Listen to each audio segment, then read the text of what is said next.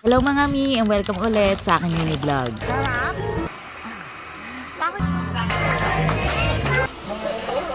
Imbis nga naaalis kami, ito nga naghanda na lang ako ng konti dito sa bahay dahil birthday nga ng anak ko. Wala nga ako sa mood magagala ngayon. Iniisip ko din kasi yung gagastusin namin sa labas. Mas mabuting iluto ko na nga lang dito sa bahay. Yung 3,000 kasi na isang kainan lang namin sa restaurant. Marami na nga ako mailuluto pag dito nga sa bahay. Hanggang kinabukasan pa nga minsan umaabot pa. Pero syempre hindi ko nga kayang iluto lahat yan without nanay.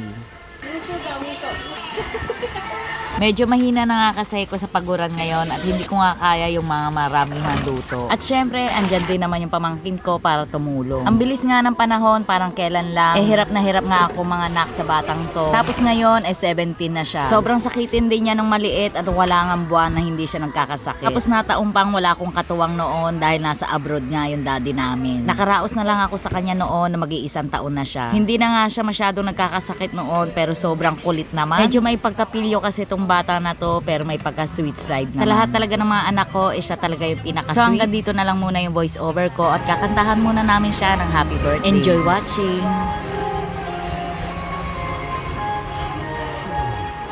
Happy birthday to you. Happy birthday to you. Happy birthday, happy birthday, happy birthday. Sarap yan, Bes? Sarap yan? Happy birthday Naka-video ka. to you. Sarap? Happy birthday, happy birthday, happy birthday to you.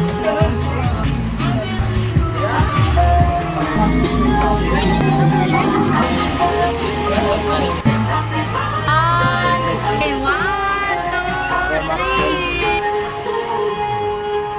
3. Mura.